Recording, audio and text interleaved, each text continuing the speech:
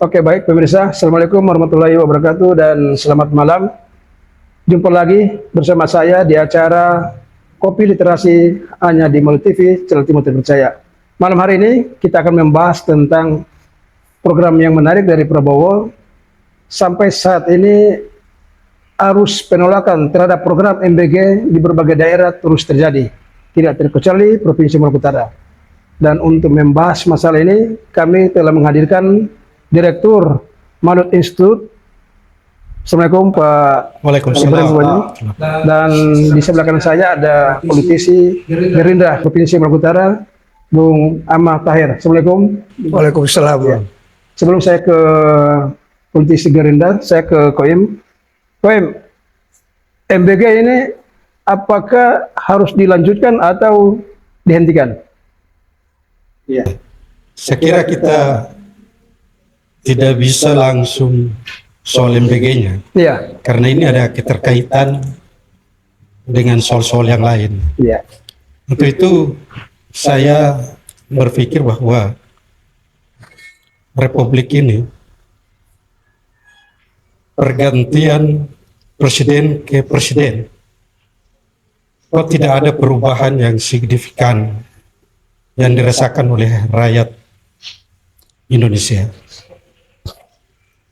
Negara yang begini kaya, tapi rakyatnya jadi miskin. Kemudian tidak ada tindakan nyata dari pemerintah ke pemerintah sampai saat sekarang.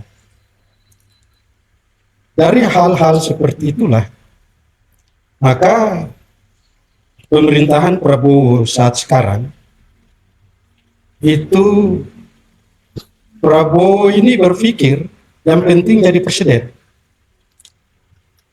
Artinya apa itu? Yang penting saya jadi presiden. Sejarah mencatat bahwa saya sudah presiden ke-8 Republik Indonesia.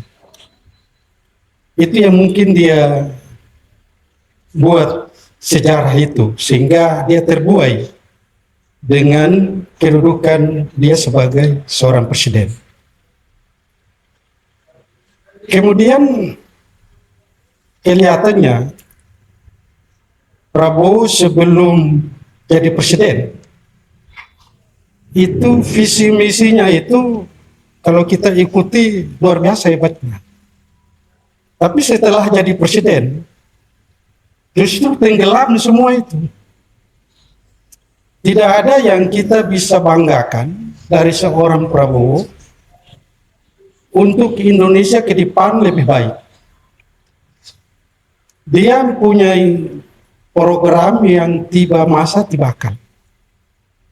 Pidato-pidato presiden di mana-mana itu hanya mengecam orang-orang tertentu, bukan menyampaikan gagasan bahwa Indonesia ini akan dibawa kemana.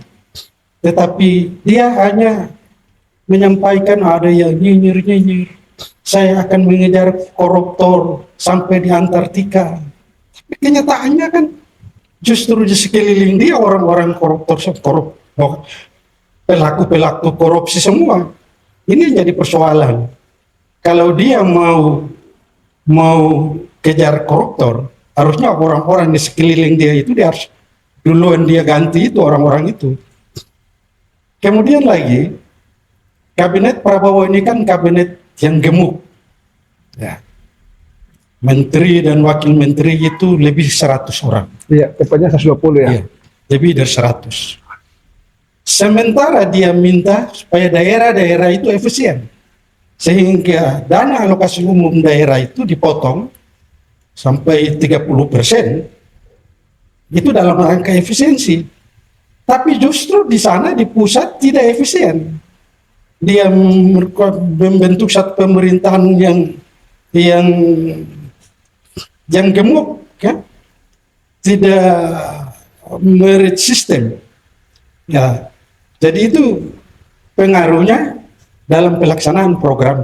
Berarti kebijakan Prabowo merekrut begitu besarnya struktur di kabinet itu upaya pemborosan juga ya? Itu upaya pemborosan. Jadi apa yang dilakukan oleh Prabowo ini berpengaruh terhadap program yang dilaksanakan. Contohnya MBG. MBG dengan dana yang cukup besar, ya, yang dikelola oleh satu badan tertentu, Ya, Badan BGN, ya. Gizi Nasional. Padahal Badan Gizi Nasional itu kan tugasnya kan cuma bagaimana mengatur tentang gizi nasional, ya, menentukan standarisasi gizi nasional. Tapi ini justru tidak dilakukan, tapi diberikan uang dengan ratusan triliun untuk mengelola MBG tersebut, makan bergizi gratis. Akhirnya apa? Yang terjadi sekarang adalah korupsi. Ya, berarti Anda bisa menyimpulkan juga bahwa MBG ini adalah ladang pembagian kue. Iya. Jadi ini adalah ladang pembagian kue dan kemudian ada kepentingan partai di sini. Iya.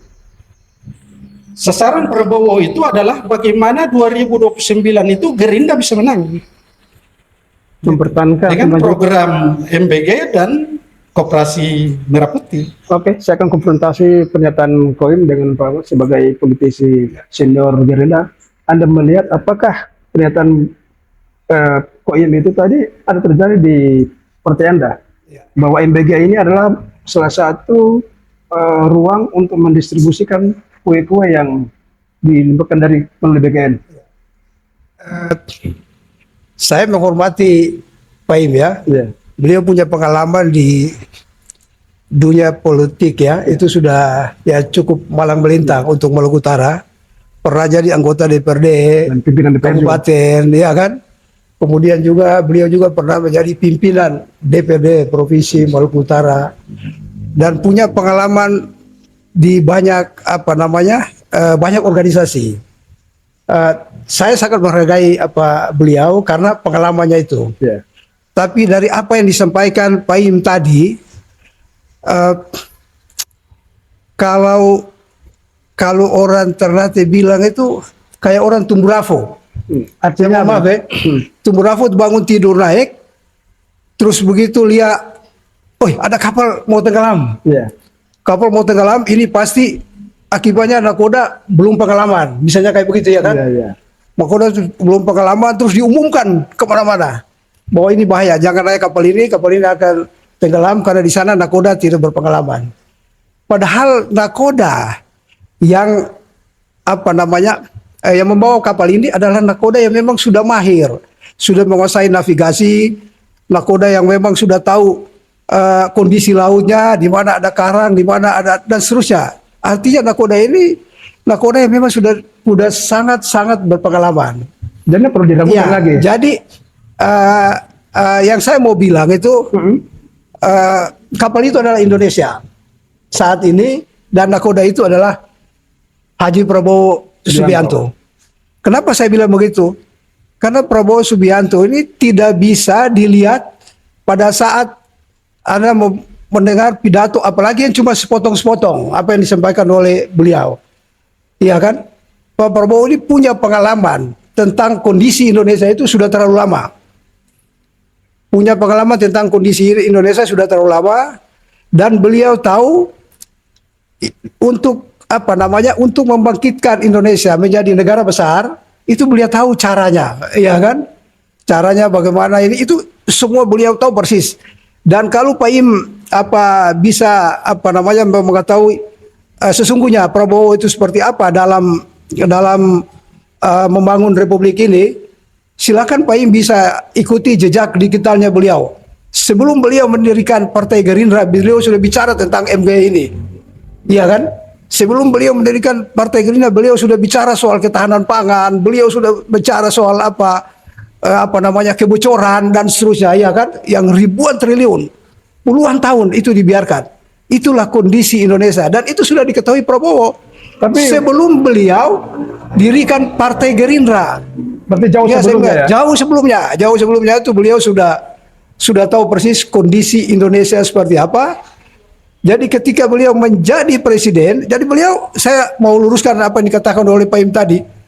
Prabowo menjadi presiden bukan untuk supaya dicatatkan dalam sejarah Republik ini bahwa beliau pernah menjadi presiden. Bukan itu saya pikir.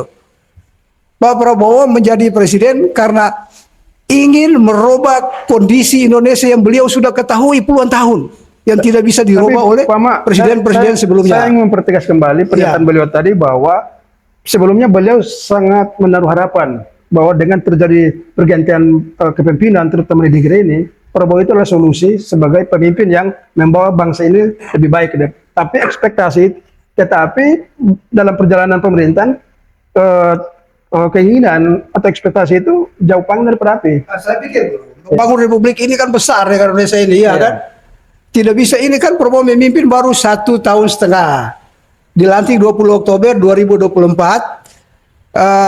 Nanti sekarang kan berarti baru 1 tahun berapa bulan ya nanti? Oktober nanti. Ya Oktober nanti 2 tahun. Berarti yang masih 3 tahun ke depan lagi. Berarti belum bisa jadi indikator ya? Iya, itu belum bisa dijadikan indikator bahwa beliau gagal dalam memimpin republik ini. Artinya pemerintahan ini yang dibawa yang dipimpin oleh Pak Prabowo itu tidak berhasil. Saya pikir tidak. Oke, soal Beliau sabar dulu. Saya mau sampaikan iya. apa yang Pak Im sampaikan tadi. Ya saya tahu posisinya beliau, iya kan? Posisinya beliau saya tahu. Begitulah cara berpikir oposisional. Iya. Beliau sudah memposisikan diri sebagai oposisional, iya kan? Dan kita tahu persis bahwa Pak Im pada Pilpres kemarin itu di posisi mana? Itu kita tahu. Kemudian muncul narasi-narasi seperti disampaikan Pak Im tadi, ya wajar. Narasi menyatakan bahwa Presiden Prabowo misalnya tidak mampu, ya kan? Tidak mampu membawa negara ini ke arah yang lebih baik. Tapi dalam ruang ini harapan alangkah baiknya Pak Ahmad lebih konkretkan tentang pernyataan beliau bahwa beliau diduga ya bahwa program MBG itu dia mengalir kepada kebanyakan dikelola oleh partai Gerindra, dia mengalir ke partai politis. Oh, saya tidak begini. Kalau saya politik Gerindra secara institusi kelembagaan, saya pikir tidak ada satu instruksi pun yang memerintahkan kepada melibatkan diri dalam mengelola MBG ini. Iya. Itu adalah pribadi masing-masing. Kalau kader Gerindra, iya. Dan bagi saya itu tidak salah. Berarti individu ya? Iya, bagi bukan saya lembaga ya? bukan. Iya. Bagi saya itu tidak salah, iya kan? Iya. Sepanjang yang bersangkutan itu bisa mentaati seluruh aturan main yang ditetapkan oleh Badan Gizi Nasional, iya kan? Kebetulan ya Badan Gizi Nasional pada zaman eranya kepimpinan Pak Dadan dan beberapa orang tadi, ya itu dia memang badan model kepimpinan yang tidak sesuai dengan harapan Pak Prabowo tentang MBG ini. Berarti MBG hadir ini bukan untuk melanjutkan atau ada skenario untuk melanjutkan kekuasaan Prabowo? Saya pikir tidak. Saya kan bilang Prabowo sebelum bicara soal bagaimana memberikan makan terhadap orang yang tidak mampu, iya kan? Anak-anak yang kurang gizi dan itu ada di hampir di seluruh pelosok republik ini. Saya pikir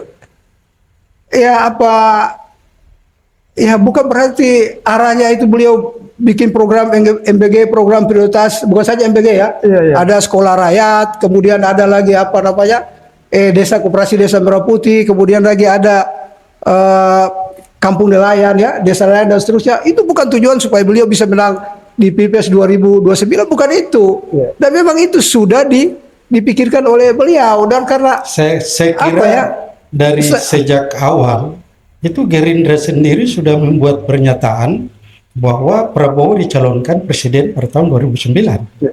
Jadi langkah-langkah yang dilakukan Prabowo ini, bagaimanapun orang akan tetap berpikir bahwa Prabowo ini dia berpikir itu bagaimana. Tapi koin pernyataan politik itu kan tidak salah, kan itu sah-sah saja juga itu kan. Sebagai kader baru duduk di kursi presiden, tiba-tiba sudah ada pernyataan dalam satu pertemuan yang besar di Partai Gerindra bahwa mencalonkan Prabowo sebagai presiden pada 2009. Ini padahal masih pagi, ya kan? Masih pagi sudah seperti itu. Berarti tujuannya hanya sekedar bagaimana jadi presiden. Tetapi kan bukan berarti harus. Saya mau luruskan. Beliau jadi presiden, sekali lagi saya mau tegaskan. Coba silakan luruskan. Bukan untuk supaya beliau jadi presiden untuk tidak. Saya pikir apa soal beliau mau dicalonkan lagi ke tidak itu kan tergantung dari Mungkin kok maksud dari terlalu pagi aspirasi rakyat. terlalu pagi mungkin. Enggak, Itu sah-sah kelihatan saja. perlu- Kalau iya, sah-sah orang Gerindra saja. berpikir Ya. seperti itu. Ya. Orang Gerindra berpikir seperti itu ada hal yang biasa memang sah-sah. Ya, yang wajar lah. Yang Kalau Gerindra salahnya di berpikir. mana coba, Pak Im? Tapi begini, Apa terlalu tempo begitu? Terlalu dini? terlalu dini.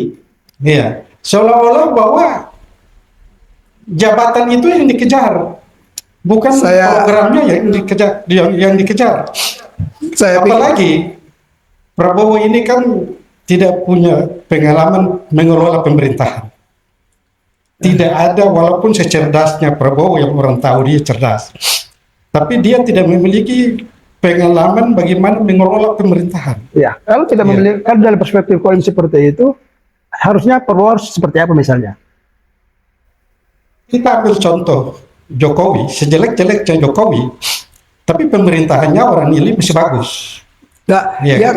yang Pak Im maksud itu pemerintahan dalam konteks apa? Dalam konteks untuk urus surat-surat, urus administrasi, Ya, pemerintahan atau bukan apa? Itu pemerintahan Ini itu juga harus dalam jelas. arti yang luas. Pemerintahan dalam arti yang luas. Jadi bagaimana manajemen pemerintahan itu harus dikelola secara baik. Itu yang disebut dengan good governance. Ya, ciri dari good governance itu adalah pertama penegakan hukum. Hukum ini kan amburadul sampai sekarang ini. Tapi hukum Itu salah satu ciri penegakan hukum. Kemudian ciri yang kedua adalah pemerintahan yang bersih dari korupsi, kolusi, dan nepotisme. Itu ciri kedua dari good governance. Nah, ciri yang ketiga adalah partisipasi masyarakat. Partisipasi masyarakat sekarang. Justru Prabowo pidato bilang, saya tahu yang biayai demo, mereka nyinyir-nyinyir. Saya dibilang saya tidak disuka, saya dibenci. Apa ini seorang presiden bicara seperti ini? Ya kan? Ini satu hal yang baru pernah Ya, terjadi. enggak, begini. Sejelek-jeleknya Jokowi tidak pernah bicara soal saya begini. Ya. Pak Im salah, terlalu kecil dalam memahami Pak Prabowo seperti itu. Itu saya pikir itu bukan kelasnya Koni. Iya. Iya, bukan kelasnya. Kalau memahami Pak Prabowo, bacalah pikirannya dia, bacalah pikirannya beliau, lihatlah kebijakan-kebijakan beliau dalam skala nasional maupun internasional. Harus lihat dalam konteks itu. Apa yang dilakukan oleh Prabowo. Terus atau gini, sabar. Tim pemenangan kasih kesempatan Pak Ahmad dulu. Ya begini Pak Im. Pak Ahmad sudah jelaskan tentang tujuan Pak Im pengalaman tentang penegakan hukum supaya lebih konkret. Wah, kalau apalagi soal ada penegakan sanksi- ada hukum. sanksi begitu. Ini beliau ini saya lihat tidak ikuti perkembangan penegakan hukum yang dilakukan oleh Pak Prabowo saat ini. Jangan menafikan itu. Kita lihat, saya kasih contoh saja terkait dengan MBG tadi. Tiga pimpinan MBG ini itu kurang dekat apalagi dengan Pak Prabowo. Pak Dadannya, kemudian Pak Sapa yang dari Manado ini Pak Sapa? Pak Ludwig. Itu kan orang dekat sekali dengan Pak Prabowo. Tapi begitu menyimpang, menyalahgunakan kewenangan sebagai pimpinan MBG yang merugikan keuangan negara, detik itu juga beliau tindak. Berarti itu prestasi juga ya? Iya, itu enggak, itu jangan dinafikan. Sabar dulu, satu dulu. Dan masih banyak lagi pimpinan-pimpinan lembaga yang diseret ke pengadilan. Ya karena itu tadi. Jadi kalau Pak Im bilang di zaman era Pak Prabowo korupsi itu merajalela, saya pikir no viral, no justice. itu yang saya bilang tadi. Ini kayak apa ya? Karena sudah viral, makanya ada tindakan. Tapi kalau coba diam-diam, saya kira sampai sekarang tetap jalan itu. Tapi Pak Im harusnya apresiasi juga ya. Artinya no justice no viral itu juga harus diapresiasi juga. Artinya bahwa meskipun ada opini publik dan dia merespon.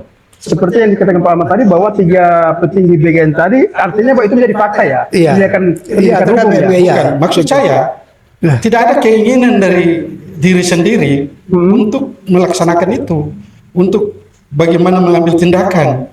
Iya. Salah satu contoh, orang yang di sekelilingnya dia, orang yang pelaku korupsi, tahu dipakai dalam kabinet. Ini salah satu contoh bahwa dia memelihara koruptor. Nah, begini sabar dulu. Silakan. Presiden itu tidak diberikan kewenangan oleh konstitusi untuk menangkap koruptor. Iya kan?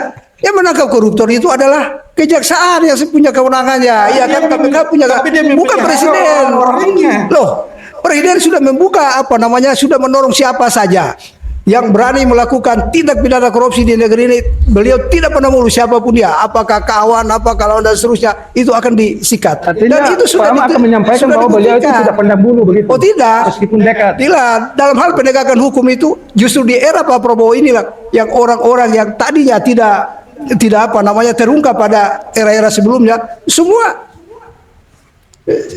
terungkap, iya kan?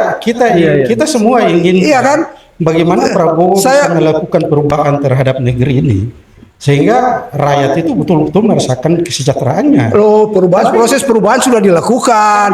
Cuma karena Bapak posisinya memang posisi di seperti yang diharapkan. Ini yang narasi yang dibangun mode kayak begini, ini yang bahaya. Gimana Pak Im? Saya juga biar diskusi kita dia terarah, kita tidak berdebat kusir, itu supaya kita mengerucut ya, ada solusi. Makan kepada rakyat itu saya kira itu satu tindakan yang bagus. Iya. Kalau dalam Islam, dalam Al-Quran saja, allazi at'amahu min ju'i wa amanahu min haud. Jadi memberikan makan kepada masyarakat itu perintah Al-Quran. Iya. Antara memberi makan kepada orang. Dan itu kok kemudian menjamin keamanan masyarakat kita. Itu bisa dilaksanakan dan betul-betul dilaksanakan oleh Prabowo. Tapi pelaksanaannya kan tidak kita seperti yang diharapkan. Tapi pelaksanaan teknis itu kan bukan Pak Presiden, sehingga bukan berarti tapi Presiden yang melengkapi perangkat-perangkat itu. Presiden yang mengangkat kepala badan gizi nasional. Nah sekarang kan jadi setiap saat dalam pidatonya itu menyampaikan tentang program MBG-nya, dia seolah-olah bahwa ini dia bangga bahwa ini terjadi. Jadi saya kira seperti ini. Andai kalau Prabowo itu tujuannya untuk mensejahterakan masyarakat, mulainya bukan dari sini sebenarnya. Starting point-nya bukan dari sini. Iya. Tepatnya di mana? Negara ini kan kaya, punya hasil bumi yang luar biasa. Bahkan Undang-Undang Dasar Pasal 33 ayat 3, air, bumi, dan kekayaan alam yang terkandung di dalamnya dikuasai oleh negara dan dipergunakan sebesar-besarnya untuk kesejahteraan, kemakmuran rakyat, untuk kemakmuran rakyat. Itu Undang-Undang Dasar. Tapi kok ini kan yang ber2 tahun, iya. Pak Im. Tapi kan belum 2 tahun. Tapi yang dilaksanakan pada masa-masa yang lalu, itu kan mereka berdasarkan regulasi. Ada undang-undang yang mengatur tentang bagaimana pertambangan, bagaimana investasi, itu undang-undang. Iya, iya. Harusnya dia konsentrasi bagaimana merubah itu, sehingga dampak besar terhadap masyarakat itu ada. Sekarang ini kan kita ambil contoh di Maluku Utara. Iya, iya. Nikelnya, emasnya, biji besinya, semua dikelola sekarang. Saya pernah ke Taliabu, itu di atas puncak itu ada satu perusahaan besar yang mengelola biji besi. Itu luar biasa. Nah, kekayaan yang seperti ini tidak pernah dirasakan oleh rakyat Maluku Utara. Jangankan rakyat Maluku Utara, kalau di Taliabu, rakyat Taliabu saja tidak merasakan nikmat itu, tidak merasakan kemakmuran itu. Bagaimana Undang-Undang Dasar sudah menjamin bahwa mereka harus sejahtera, tapi kenyataannya mereka tidak merasakan itu. Jangan dulu Maluku Utara, kita ambil Halmahera Tengah, begitu banyak nikel yang dikelola oleh perusahaan-perusahaan. Tapi yang merasakan itu kan cuma yang punya perusahaan-perusahaan itu saya merasakan, termasuk Gubernur Maluku Utara. Dia merasakan itu, tapi rakyat Maluku Utara kan tidak merasakan itu. Ada satu poin yang belum beliau luruskan. Saya butuh tanggapan dari Pak Ahmad tentang sejumlah program, apakah sudah sesuai dengan program yang disampaikan oleh Prabowo sampai saat ini atau gimana? Ya, saya pikir program ini jalan, ya kan? Ya. Kalau terjadi kekurangan di sana sini, ya itu biasa, ya kan? Dan itu sudah dilakukan evaluasi, misalnya terkait dengan MBG, ya kan? begitu pergantian kepemimpinan yang baru, kan sudah dilakukan evaluasi, baik dari sisi anggarannya, kemudian dari sisi apa namanya, penerima manfaat dari makan bergizi itu dan seterusnya. Itu sudah dilakukan evaluasi, iya kan? Dan sekarang lagi berjalan.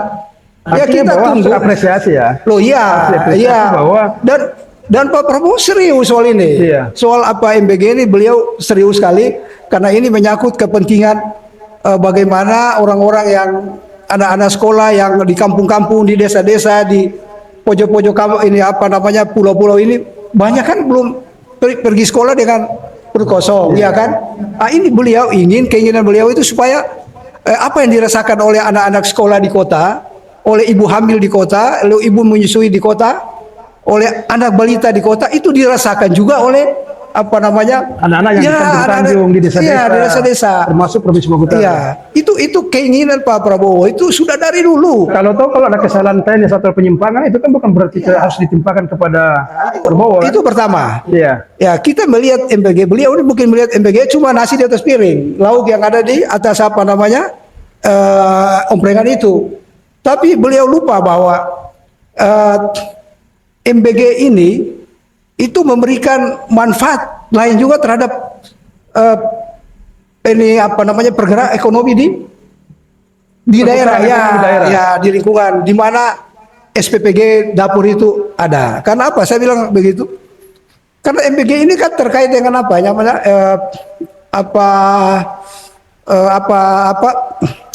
Saya kira multiplier effect supply multiplier. Ya, itu dia jadi sangat kecil yang dirasakan itu orang-orang Gerindra saja. keliru tidak sama sekali kan. Kan kecil sekali. Bukan tidak. Jadi saya meluruskan dulu. Kalau dibilang kata itu dirasakan oleh orang-orang Gerindra, saya lanjutkan tadi. saya keberatan tadi. Tidak bisa. Saya kira begini. Ini fakta, Bukan, tidak Pak. begitu kok. Data dari mana Pak In terima bahwa menyampaikan bahwa multi efeknya kecil justru dinikmati oleh politisi Gerindra. Iya. Karena apa? Yang sayur-sayur kan disuplai oleh perusahaan-perusahaan tertentu. Begitu juga telur. Tidak dibeli langsung di pasar. Bagaimana multipliernya? Ada, sama sekali tidak ada. Nah, begini Pak, ya memang itulah yang sedang dibenahi sekarang ini, iya kan? Artinya rantai pasok. Iya, artinya sudah terjadi. Sabar. Baru mau rantai pasok. baru pakai. Iya, tapi sudah hasil evaluasi. Tapi kasih kesempatan Pak Pama untuk menjawab. Sabar, ini kan sudah hasil evaluasi bahwa ada sesuatu yang serius, ada masalah yang serius di soal MBG ini, terutama terkait dengan rantai pasok. Ini mestinya rantai pasok ini terhubung dari petani, peternak, nelayan, UMKM ke apa namanya suplai dapur, SPPG-nya. Ya. Tapi itu belum maksimal dilaksanakan. Dan itu disadari betul oleh apa namanya pimpinan MBG yang baru. Kan dia sudah kerjasama dengan misalnya Dewan Ekonomi Nasional soal apa namanya melakukan evaluasi kajian terhadap MBG yang sudah berlangsung dan masih sekian berproses ya. Iya, masih berproses. Jadi itu begini Pak Im. Tapi soal tudingan tadi bahwa ini mengalir ke hanya dinikmati oleh segelintir orang di lingkup Gerindra itu gimana Mas? Tidak, itu kan beliau cuma itu kan framing orang saja. Iya, oke.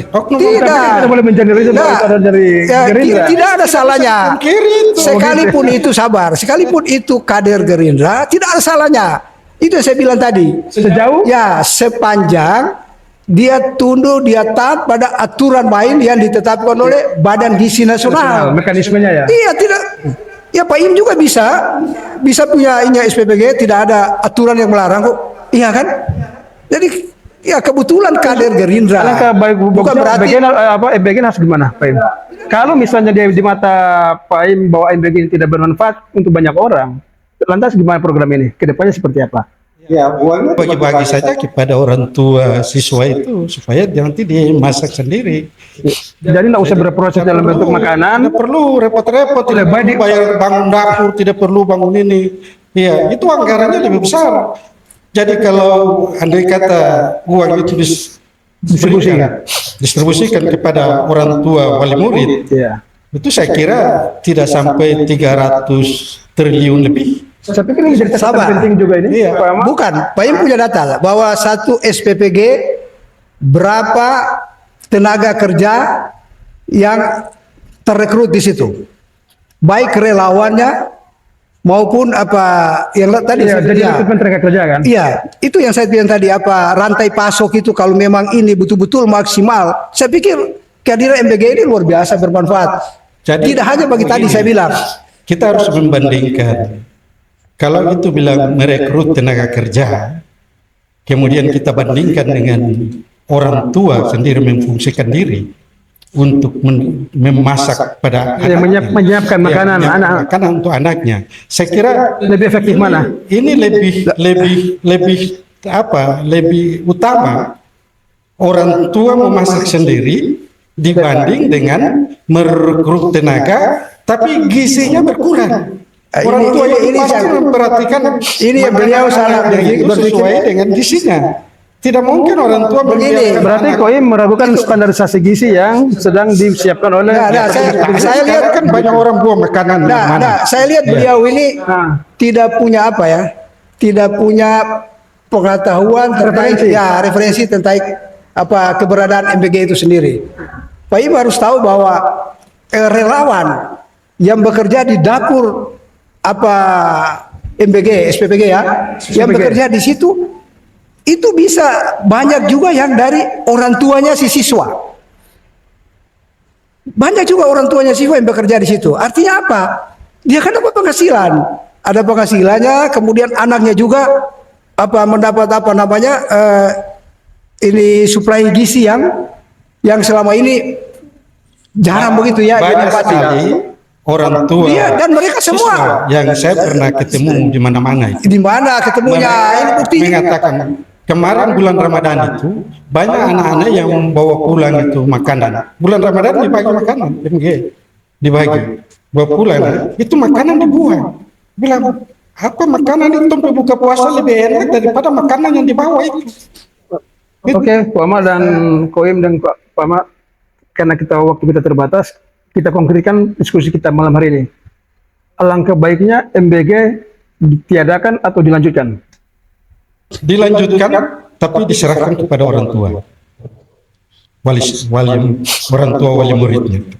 Diberikan kepada mereka, nanti mereka masak sendiri, kemudian mereka akan lebih tahu bagaimana anaknya itu suka makan apa, selera makannya seperti apa. Orang tua itu lebih tahu daripada dimasak di satu tempat yang tidak tahu di mana orang.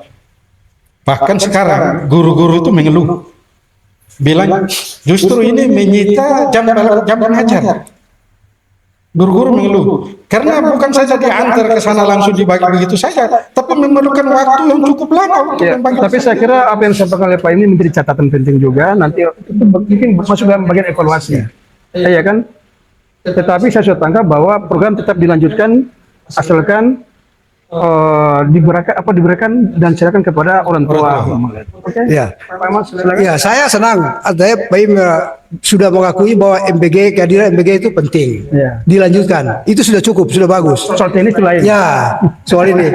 Dan sekarang apa yang dilakukan oleh Badan Gizi Nasional untuk melakukan evaluasi terkait terutama dengan sasaran MBG itu.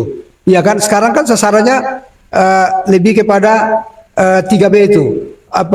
Ibu hamil, ibu menyusui dan balita. Kemudian ditambah dengan untuk anak-anak yang berada di daerah 3T, daerah tertinggal, termiskin dan terbelakang. Itu yang sekarang dilakukan evaluasi oleh Badan Gizi Nasional. Kalau itu dilakukan, maka itu akan berdampak terhadap turunnya anggaran yang dialokasikan oleh Badan Gizi Nasional untuk kepentingan MBG yang tadinya 300 sekian triliun turun menjadi 200 dan bisa saja di bawah 200 ya. Itu artinya memang kehadiran MBG ini tidak seperti yang dibayangkan oleh banyak orang bahwa ini sumber korupsi. Tidak. Memang ini tanggung jawab negara untuk memberikan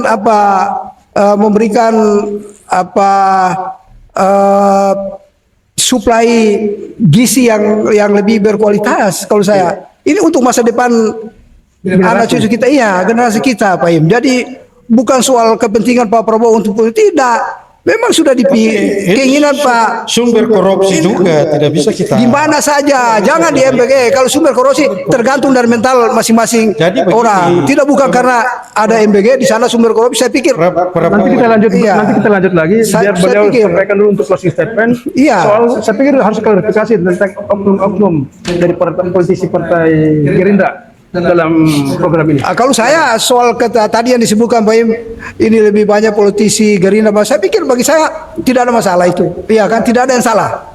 Tidak ada aturan, tidak ada konstitusi yang melarang kader Gerindra untuk ikut terlibat dalam mengelola MBG. Sepanjang tadi saya bilang, asalkan dia tunduk taat kepada aturan main, dan satu lagi tidak melakukan tindakan yang merugikan negara. Misalnya masuk dalam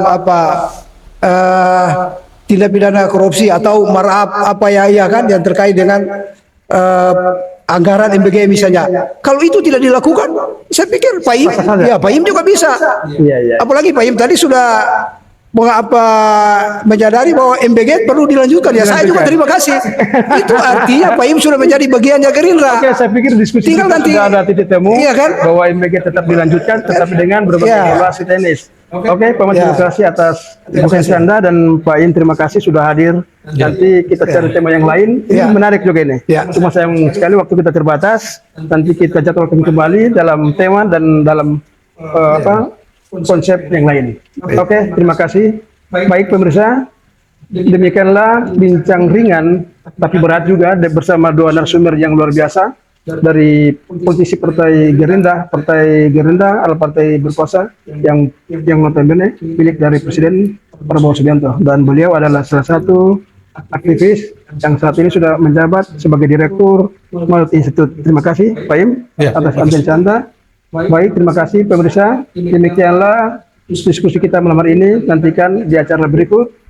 Assalamualaikum warahmatullahi wabarakatuh. Waalaikumsalam warahmatullahi wabarakatuh.